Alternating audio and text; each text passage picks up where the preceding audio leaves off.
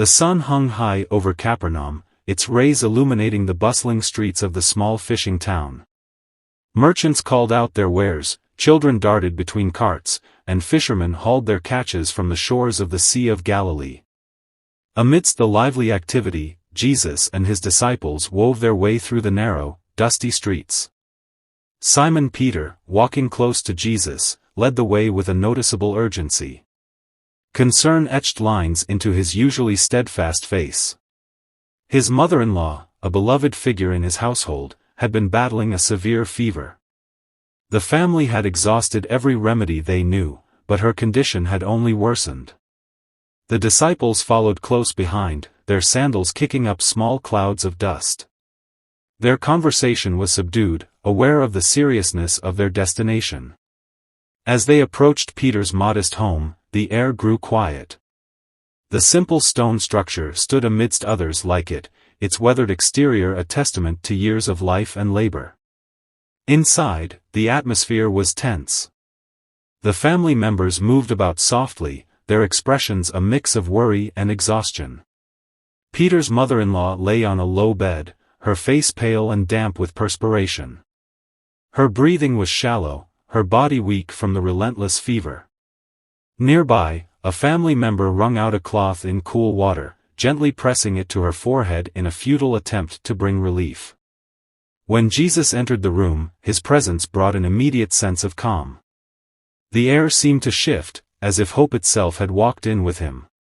The family stepped back respectfully, their eyes filled with anticipation. Jesus moved to the bedside, his expression tender but focused. He didn't ask for explanations or details. He had already perceived the depth of their concern. Kneeling beside the bed, he reached out and took the woman's hand in his own. The moment his hand touched hers, something remarkable happened. Her fever, which had gripped her so fiercely, vanished as if it had never been. Color returned to her cheeks, and her breathing steadied. Strength surged back into her limbs, and her eyes opened wide with clarity.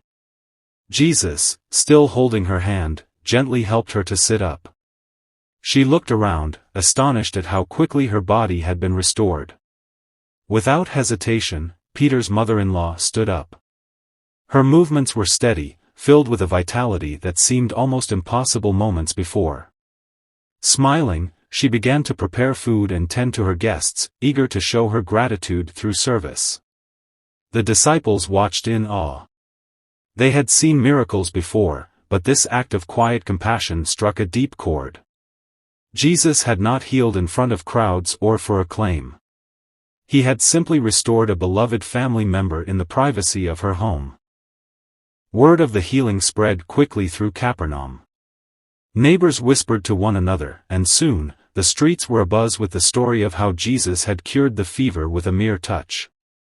People marveled not only at his power but also at his willingness to extend it to the ordinary, to the small and intimate moments of life. Later that evening, as the disciples sat with Jesus, they reflected on what they had witnessed. Peter, his heart full of gratitude, thanked Jesus for his care. The others spoke of how this miracle reinforced their understanding of Jesus' mission, not just to challenge great injustices, but to bring healing and love to the everyday struggles of those around him.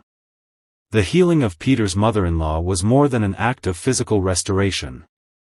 It was a profound demonstration of Jesus' compassion and his ability to meet people in their need, no matter how personal or seemingly insignificant.